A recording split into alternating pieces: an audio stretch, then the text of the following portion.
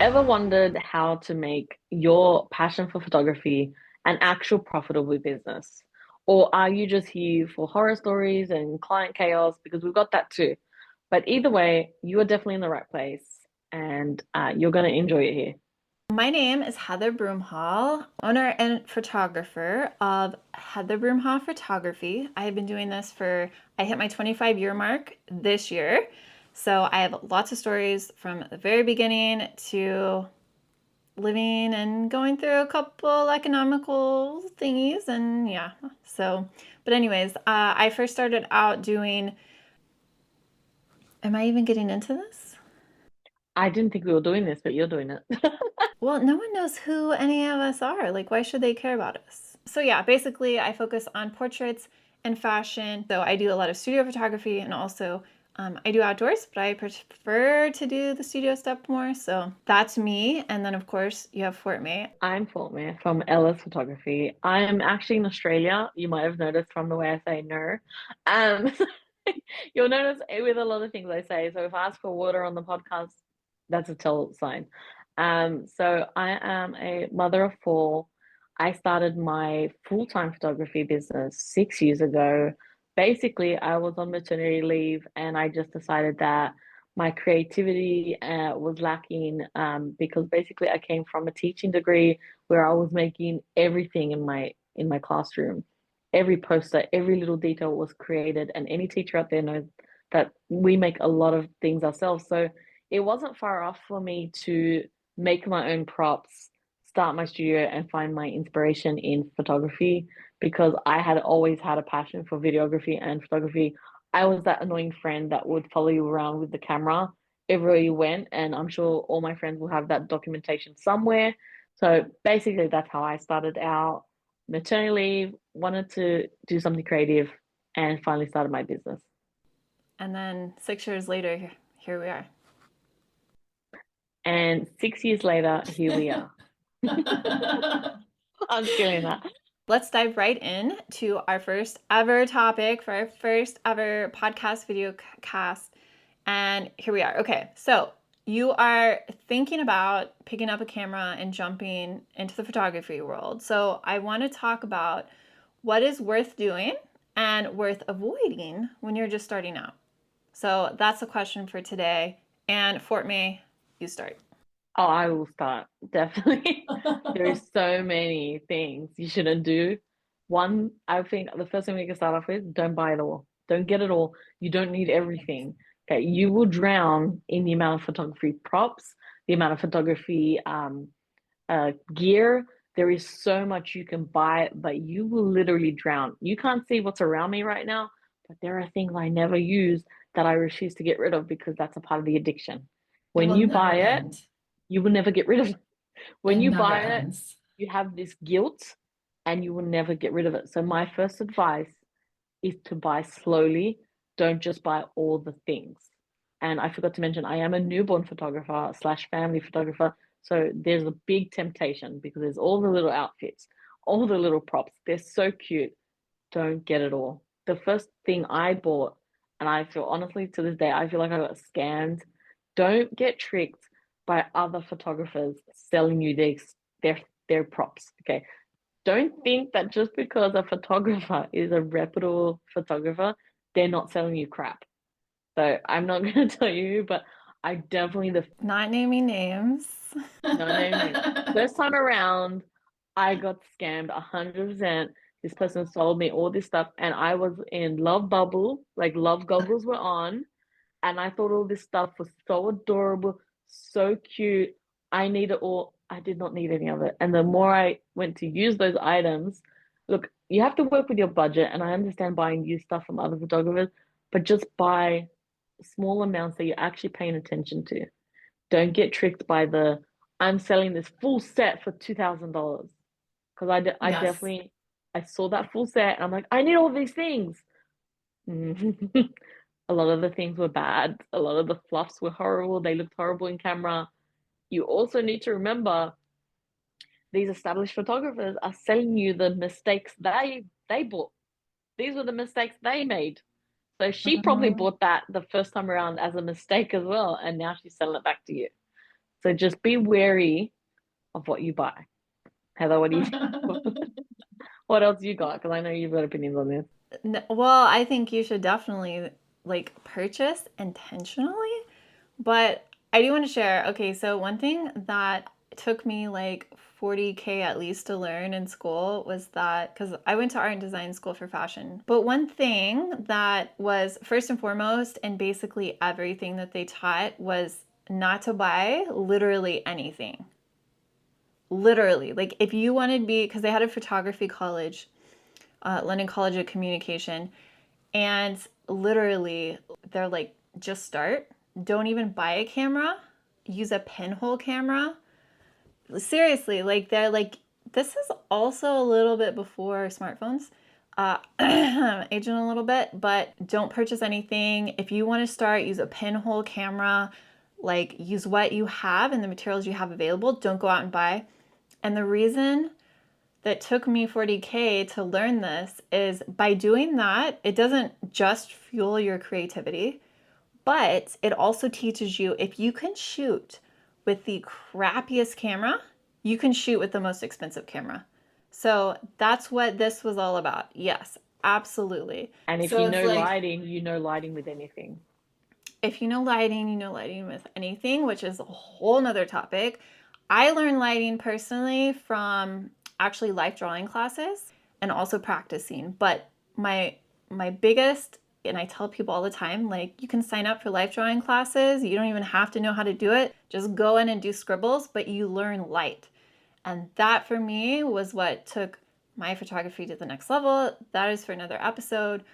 But anyways, back to gear talk. I think the next thing I would say is don't do all of the workshops. The workshops. Oh my gosh. You got to be careful with the workshops. Look, don't get me wrong, there are some amazing, amazing, talented photographers out there doing workshops, but you need to learn to differentiate. And for one, if someone is not teaching lighting, red flag. Don't do a course that lighting is not clearly spoken about in more than one places. I do not expect lighting to be one of the 50 items. I expect it to be the main half of that workshop should be lighting. Unless Well, you want to learn I posing. I will say there is a caveat to that. Like you just said, if you're going to a workshop just to learn posing, that's fine. But I do think as well, if you're going to a workshop to learn creative, not necessarily lighting aspect of being creative, because I've seen those workshops too. Creative lighting workshop, I think they call it. But if you're going to a workshop to learn how to be creative, that I think is okay. Next, I would say, first of all, I'm a big proponent of not buying all the gear, first of all. But my next thing is, I wouldn't go and buy the most expensive gear. And that is how, in my opinion, that is how you are going to waste the most money. If you just get something cheap and you master that, you can learn the limitations of what that camera yields. And based on that, you're going to be able to go ahead and say, okay, my next camera has to have super fast autofocus. That is a deal breaker. I'm not doing it without super fast autofocus. And then you're going to go for a camera that excels in that. Not Nikon. So, anyways. Not don't buy a potato. So once you've gone through that and you've learned what's most important to you and the way that you're developing as a photographer, then that's going to say, okay, now it's time to go spend a little bit more. But you just reminded me of another point with the workshop. Do a workshop that just focuses on your camera. There are specific workshops, and that was one of the first workshops I did, and it was very beneficial. I had no idea the details that are on your camera.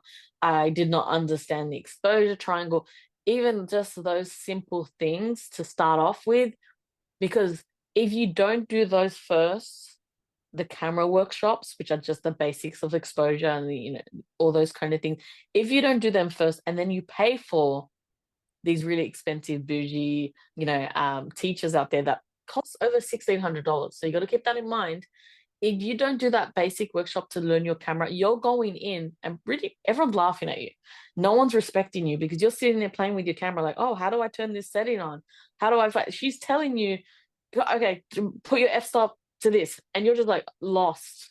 You don't understand even the terminology.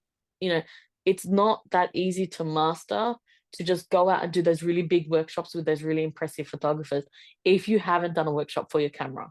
So if you could take any advice, I recommend doing a camera workshop first. Definitely camera workshop, someone who can show you how to use your specific camera, as well as, and I know this is going to ruffle some feathers, but I truly believe this, the thing that's going to help you the most as a photographer is learning manual mode. End of story. If you can just, I know it's a scary thought, but if you can learn manual mode, you can We still do see anything. people out there with like 5 years experience in using auto functions on the camera, which If it, ugh, I can't. Auto ISO, I just yep. don't don't do it. Don't do it. Okay, here's the thing about auto ISO or ISO in general. You are paying, typically speaking, for an expensive camera with all these amazing capabilities, 20-bit color, whatever camera you have, okay? Every time you up that ISO, you lose color. Like the bit rate drops and you lose color. And it's just, why are you paying all this money for great gear, great camera, just to lose the quality? It's really not hard. I think there should be way more beginner manual mode workshops, and I don't think people should be scared of it. Yeah. Anyways. Imagine if someone bought like a Hasselblad and they're in auto and you don't go and get all the mirrorless cameras and then put it in auto. Okay. I'm just, yeah, I'm with Heather on that. Just make sure. And yeah, I think let's see, we've covered the don't overdo the props, don't overdo the workshops. I know what you're probably wanting us to say is then what do I do? Because we just kept saying what not to do. We'll wrap it up for you with the props. Buy as little as possible at the beginning. If you're for example, if you're a portrait photographer, get a nice stool. A nice stool will go wonders. Make sure your lighting's, for equipment, make sure you've got good lighting to start with, and just to get a simple white backdrop and a nice black stool, and maybe some, what's those boxes called? Those little apple boxes, what are The they Apple called? boxes, yeah. Apple boxes. That's it. That's a portrait photographer down. You can do so much with that. You can be even creative with that if you know if you're practicing with your camera. The next thing, so if you're a family newborn photographer, it's again, simple things. Get a nice chair for them to sit on, or a bench, right? The bench that can sit 4 people on, that's enough. And have one nice neutral backdrop. That is as simple as it needs to be. Get a few newborn outfits if you're doing newborn. One in, a beige one. Just get a beige and a white to start with. You don't have to have all the colors. Don't listen to people that tell you to buy. This is something I keep hearing from people. The photographer in my workshop told me, buy all the colors, buy all the colors. No, don't buy all the colors. I have all the colors. I just want neutrals now. And you know what? Everyone that comes in the studio just wants neutrals. All the mums, I will send them, like, I will tell them, go to my profile and pick out everything you want to do your photo shoots with. I have consistently, majority, I think 80% is my whites and my browns and my neutral colors. And then they will pick one pink item, or if it's a boy, one blue item. But it's the same, it's a deeper tone anyway. It's not these crazy bright colors. It's usually the same kind of, it's still to me, it's still something quite neutral. Like it'll be a deep tone blue or a deep tone burgundy or something like that for their baby girl. So just get those neutrals, and you can buy one blue, one pink if you really want some color. Don't go crazy. In regards to equipment, again, same with portrait. Before you move on for the color stuff, so you are going to sell whatever you show. So if all you shoot is on neutral tones or the same color over and over, people are going to want that. That's what they're going to see. That's what they're going to want. You don't need all the crazy colors. Okay, sorry, I interrupted. Keep going. You're 100% right. And that was the same topic with that girl that was speaking to me about, she was selling off all her things. And I was speaking to her about, why are you selling so many? They were really expensive props that she had bought and really expensive colors. I'm like, why are you selling these? And she's like, I've always been a neutral girl. But when it came to my doing a workshop, someone said, buy all the colors, get everything. So, you'll sell to more people because you're buying everything. But like what you said, you will sell what you show, and people will book you based on what you show. You do not need to be known as the colorful photographer. You don't need to be known as these things. If people know you as the boohoo photographer, that's who you are. They'll book you for your boho boohoo. Boho. Okay, okay. If you're the boho photographer, wear it with pride. You are the boho photographer. They will book you for being the boho photographer. If you are the colorful photographer, that's what you're known for. If you're the, neutral, everything, whatever, that's what, like, I have photographer friends that make so much money just off white. Everything in their studio is white. It's amazing. I personally love it because you're not paying attention to color. You're looking at the detail of those subjects. You're looking at their lighting. You're looking at what you can do with the simplest backdrop, with the simplest details.